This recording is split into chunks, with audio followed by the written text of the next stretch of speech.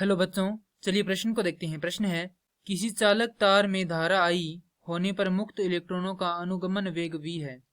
यदि उसी धातु के परंतु दोगुनी त्रिज्या के तार में धारा 2I हो तो इलेक्ट्रॉनों का अनुगमन वेग होगा। तो प्रश्न को आगे हल करें उससे पहले जो प्रश्न की मुख्य अवधारणा है उस पर विचार करते हैं।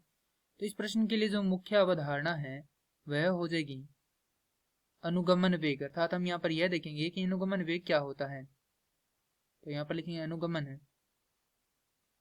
वेग। तो किसी मुक्त इलेक्ट्रॉन या कण द्वारा की गई दो क्रमागत टक्करों का वेग अनुगमन वेग कहलाता है। यदि इसे और थोड़ा समझना चाहें तो यहाँ पर हम इसको चित्र द्वारा समझ सकते हैं। जैसा कि हमारे पास ये क्या है, कोई एक बेलनाकार आकृति है, माफ कीजिए बेलनाकार वस्तु है, जिसमें यहाँ पर कुछ इस प्रकार से धनायन है और यहाँ पर क्या है, कोई कण या यहाँ पर हम ले सकते हैं इलेक्ट्रॉन, जो कि सबसे पहले क्या करता है, इस धनायन से टक्कर करता है और उसके पहली टक्कर के बाद वह दूसरी टक्कर करता है किस इस धनायन से।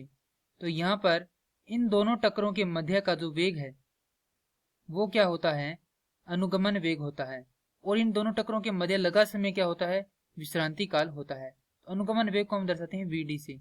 Vd बराबर होता है धारा भाग में NEA, जहाँ A क्या है, A है यहाँ पर क्षेत्रफल, E है यहाँ पर इलेक्ट्रॉनों पर आवेश, N है यहाँ पर इलेक्ट्रॉनों की संख्या, I है यहाँ पर धारा।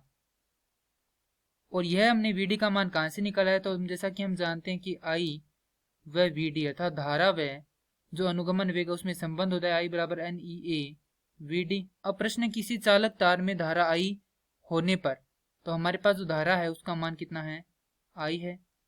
मुक्त इलेक्ट्रॉनों का अनुगमन वेग कितना है, v है, अर्थात Vd का मान कितना है, v है।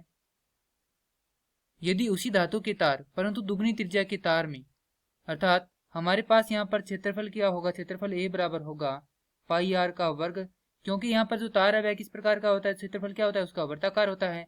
तो यहाँ पर ये क्या होगा, पाई r का वर्ग होगा।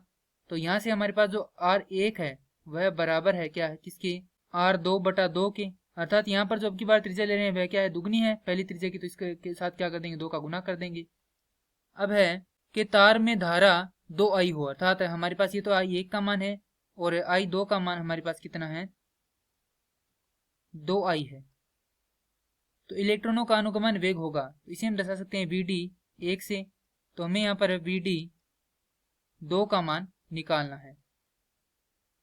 तो यदि हम देखें तो हमारे पास जो इलेक्ट्रॉन है उनकी संख्या क्या है, नियत है, और साथ ही में यहाँ पर इलेक्ट्रॉनों पर आवेश क्या है वो भी नियत है।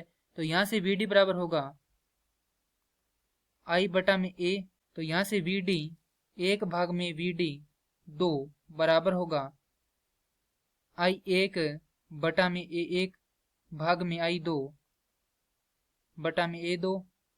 हल करेंगे तो ये बराबर होगा किसके, I1 बटा में I2 गुणा में A2 बटा में A1 के। क्योंकि हम जानते हैं कि A किसके बराबर है, पाई आर के वर्ग के बराबर है। तो यहाँ से इसको हल करेंगे तो हमारे पास आएगा, क्योंकि I1 का मान कितना है, I है, भाग में I2 का मान कितना है, 2I है, गुणा में A2 में हम देखें तो हमारे पास जो त्रिज्या R2 है उसका मान कितना, R2 ही है। तो यहाँ पर लिखेंगे पाई R2 का वर्ग भाग में जो A1 है वह क्या होगा, पाई R1 का वर्ग। ये किसके बराबर, ये बराबर है Vd 1 भाग में Vd 2 के। तो यहाँ से Vd 1 भाग में Vd 2 बराबर है, यहाँ पर I से I कट जाएगा, पाई से पाई कट जाएगा, R2 का मान हम यहाँ पर रख देंगे। तो ये होगा 1/2 गुणा में R2 का मान है R1, 2 गुणा में R1 का वर्ग भाग में R1 का वर्ग। हल करेंगे तो हमारे पास है 1/2 गुणा में यहाँ पर होगा 4 R1 का वर्ग भाग में R1 का वर्ग। तो R1 के वर्ग से R1 का वर्ग कट जाएगा, 2 से 4 कट जाएगा 2 बार। तो यहाँ पर Vd 1 बटा में Vd 2 बराबर होगा किसके, 2 के।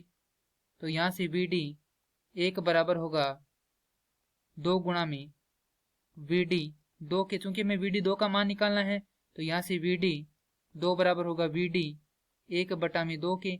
और Vd 1 का मान कितना है, हमारे पास V है।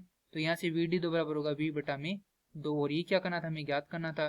तो हम यहाँ पर देखें तो V बटा 2 किस कौन से उत्तर में है, तो हमारे पास जो विकल्प B है उसमें है V बटा 2। यही क्या है, इलेक्ट्रॉनों का अनुगमन वेग है। प्रश्न के लिए से उत्तर हो जाएगा विकल्प बी। मैं आशा करता हूँ कि यह प्रश्न आपको समझ में आया होगा। धन्यवाद।